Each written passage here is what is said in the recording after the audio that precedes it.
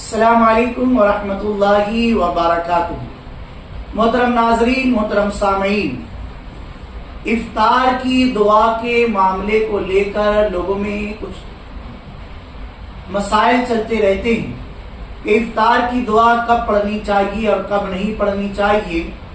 تو آئیے اس کا آسان طریقہ ہم لوگ سمجھتے ہیں اور کون سی دعا پڑھنی چاہیے اور کس چیز سے افطار کرنی چاہیے یہ بھی ہم لوگ سن لیتے ہیں۔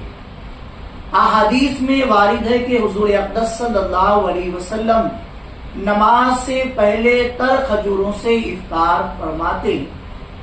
تر کھجوریں نہ ہوتی تو چند خشک کھجوروں سے یعنی چھوارے سے افطار فرماتے، اور اگر یہ بھی نہ ہوتا تو چند چلو پانی پی لیتے۔ سمجھ میں آیا کہ کھجور، چھوارا اور پانی، ان تین چیزوں میں سے جو بھی مل جائے اس سے افطار کر لے، یہی سنت رسول صلی اللہ علیہ وسلم ہے۔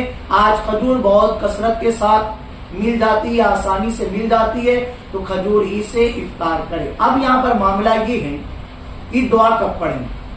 سب سے پہلے تو آپ یہ معلوم کر لیں، جیسے ہی افطار کا وقت ہو جائے، مسجد وغیرہ میں اعلان ہو جائے، تو سب سے پہلے بسم اللہ الرحمن الرحیم، بسم اللہ وعلی برکت اللہ پڑھ کر کھجور کھا لیں۔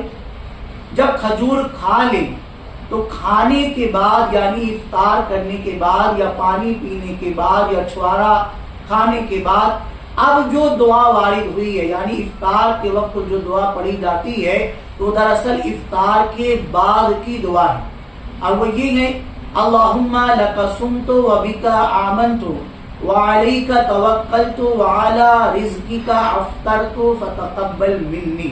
یہ معروف دعا ہے۔